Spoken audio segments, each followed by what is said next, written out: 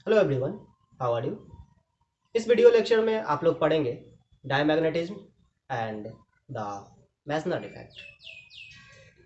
Substances that are weakly repelled by a magnet are called diamagnetic substances, and this phenomenon is known as diamagnetism. Diamagnetic substances के properties आप लोगों ने पढ़ा था last video lecture में, और आज आप लोग पढ़ेंगे काउज ऑफ डायमैग्नेटिज्म। देखिए, according to Ampere's hypothesis, all magnetic phenomena can be explained in terms of circulating currents। आप लोग जानते हैं सबस्टांसेस एटम्स से बने हुए हैं। एटम्स के पास रिवॉल्विंग इलेक्ट्रॉन्स हैं, और इन रिवॉल्विंग इलेक्ट्रॉन्स के पास होता है अपना एक orbital magnetic moment. Diamagnetic substance ऐसे सबस्टांसेस हैं जिनमें इंडिविजुअल एटम्स का नेट मैग्नेटिक मोमेंट जीरो होता है। क्यों? केमिस्ट्री के हेल्प से आप इस फैक्ट को एक्सप्लेन कर सकते हैं। वैसे आप लोग केमिस्ट्री में ये पढ़े होंगे, ऐसे एटम्स जिनमें पेयर्ड इलेक्ट्रॉन्स हो। इलेक्ट्रॉनिक कन्फिग्रेशन आप लोग करते हैं तो इस तरह का इलेक्ट्रॉनिक कन्फिग्रेशन आप लोगों ने किया होगा।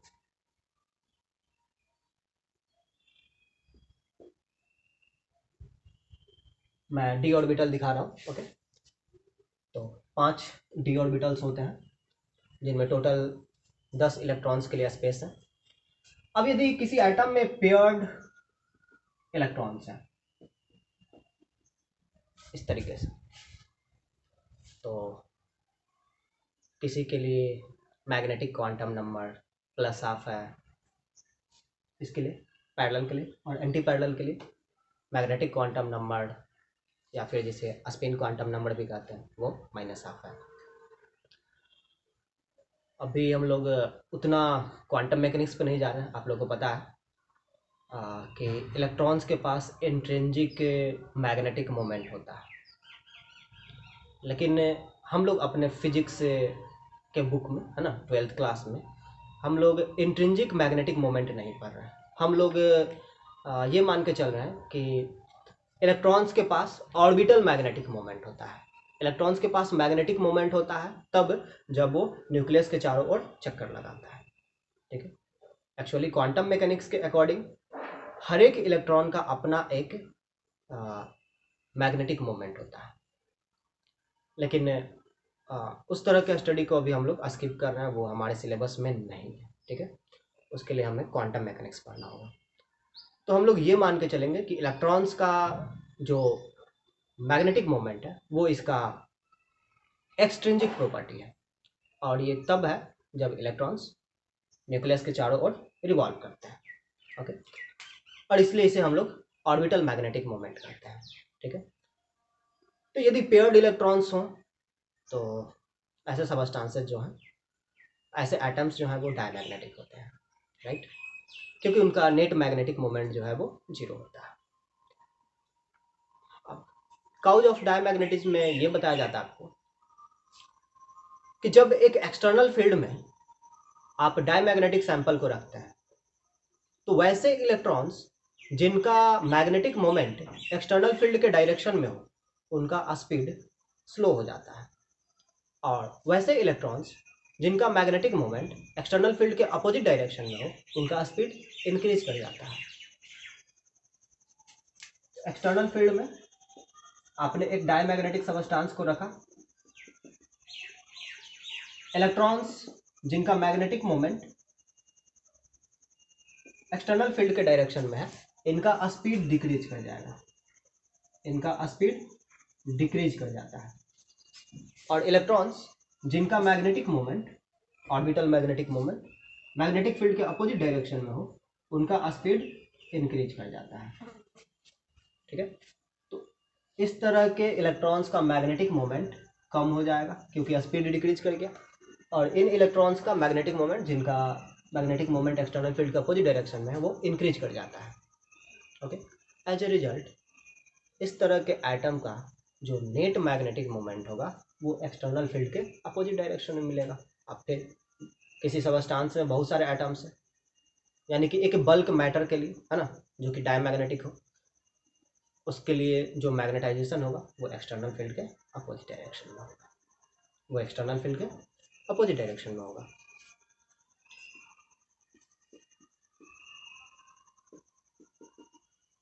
एक्सटर्नल फील्ड में आपने एक डायमैग्नेटिक सबस्टेंस को रखा, जिन इलेक्ट्रॉन्स का orbital magnetic moment external field के डायरेक्शन में है उनका स्पीड डिक्रीज कर गया, जिन इलेक्ट्रॉन्स का मैग्नेटिक मोमेंट एक्सटर्नल फील्ड के अपोजिट डायरेक्शन में उनका स्पीड इंक्रीज कर गया।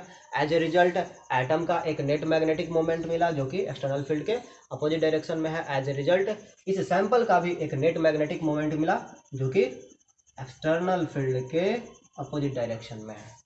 इस net magnetic moment per unit volume को हम लोग मैग्नेटाइजेशन बोलते हैं, राइट। अब मैग्नेटिक मोमेंट जो है वो अपोजिट डायरेक्शन में है, मैग्नेटाइजेशन अपोजिट डायरेक्शन में है, तो इंड्यूस्ड फील्ड भी अपोजिट डायरेक्शन में होगा जो कि डायमैग्नेटिक बिहेवियर है, राइट। तो आप लोगों को समझ में आ गया होगा कॉज ऑफ डायमैग्नेटिज्म, राइट। अब डायमैग्नेटिज्म से रिलेटेड एक टॉपिक है मेसनर इफेक्ट।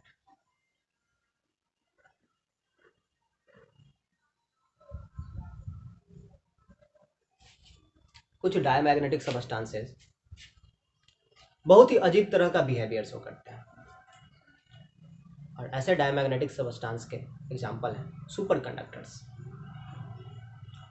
सुपर कंडक्टर्स ऐसे मेटल्स हैं जिन्हें सुपर कूल किया गया हो, जिन्हें बहुत ज़्यादा ठंडा किया गया हो, इतना ज़्यादा ठंडा किया गया हो ताकि उनमें जो पार्टिकल्स हैं, आयंस, इलेक्ट्रॉन्स, उन सब का जो रैंडम मोशन है वो जीरो हो जाए, ठीक है। सभी इलेक्ट्रॉन्स जो है वो बिल्कुल शांत हो जाए, तो हम लोग बोलेंगे उसे सुपर कंडक्टर, ठीक है। तो ऐसे सबस्टेंसेस जो है दो तरह का बिहेवियर शो करते हैं, सुपर कंडक्टिविटी, परफेक्ट कंडक्टिविटी, और परफेक्ट डायमैग्नेटिज्म। क्योंकि ये परफेक्ट डायमैग्नेटिज्म शो करते हैं इसलिए इनके लिए मैग्नेटिक ससेप्टिबिलिटी का वैल्यू हो जाता है -1, और मैग्नेटिक ससेप्टिबिलिटी का वैल्यू यदि -1 हो गया तो एक्सटर्नल फील्ड में यदि रखेंगे तो मैग्नेटिक फील्ड लाइंस जो है कंप्लीटली एक्सपेल्ड हो जाते हैं, पूरी तरीके से रिपेल हो जाते हैं। एक भी फील्ड लाइन जो है वो डायमैग्नेटिक सबस्टेंस से होकर नहीं जा सकेगा। क्यों? Perfect diamagnetism. सुपर कंडक्टर्स जो है वो परफेक्ट कंडक्टिविटी तो शो करते ही है, साथ ही साथ वो परफेक्ट डायमैग्नेटिज्म भी शो करते हैं, और परफेक्ट डायमैग्नेटिज्म शो करने के कारण फील्ड लाइंस जो है वो कंप्लीटली एक्सपेल्ड हो जाते हैं, ओके। और इस तरह के सबस्टेंस जो है बार मैग्नेट को रिपेल करते हैं, ओके। इस इफेक्ट को हम लोग मेसनर इफेक्ट कहते हैं, okay. Phenomenon of perfect diamagnetism in superconductors is called Meissner effect. इसका यूज वैसे तो बहुत जगह होता है, लेकिन मेनली इसका यूज जो है सुपर फास्ट ट्रेन्स में होता है। सुपर फास्ट ट्रेन्स का जो व्हील्स होता है, जो वैगन होता है, वो उनके ट्रैक से रेल जिसे पटरी बोलते हैं ना, उससे जो है स्लाइटली ऊपर उठा हुआ होता है। स्लाइटली ऊपर उठा होने का मतलब ये जरूरी नहीं कि आपको गैप दिखेगा। स्लाइटली ऊपर उठा होने का मतलब ये सरफेस के बीच नॉर्मल फोर्स नहीं लगना चाहिए। सपोज आपने एक टेबल पर एक बुक रखा है, तो इस टेबल पर डाउनवर्ड डायरेक्शन में ग्रेविटी के कारण फोर्स लग रहा है, और ये टेबल जो है इस बुक पर नॉर्मल फोर्स लगा रहा है। यदि ये बुक खुद से, है ना, यदि ये बुक खुद से इस सरफेस से स्लाइटली ऊपर उठा हो तो ये नॉर्मल फोर्स नहीं लगेगा, और यदि नॉर्मल फोर्स नहीं लगेगा तो क्या फ़ायदा होगा? जरा सोचिए, जो ट्रेन्स हैं उनके वैगन पर रेल के कारण, रेल मतलब पटरी, है ना, ट्रैक जो होता है लोहे का, रेल के कारण जो है उस पर नॉर्मल फोर्स नहीं लग रहा है, और यदि नॉर्मल फोर्स नहीं लग रहा है तो फ्रिक्शन एलिमिनेट हो जाएगा, ठीक है। और इस कारण से जो है वो ट्रेन मैक्सिमम स्पीड जो है अचीव कर सकता है, ओके। तो सुपर फास्ट ट्रेन्स जो है वो मैग्नेटिकली जो है लेविएटेड होता है, मतलब वो ऊपर उठे होते हैं, ठीक है, ट्रैक्स से ऊपर उठाए गए होते हैं, ठीक है। और इनके लिए यूज किया जाता है मेसनर इफेक्ट का, यानी परफेक्ट डायमैग्नेटिज्म का। ओके, तो इस वीडियो लेक्चर में इतना है। Thank you.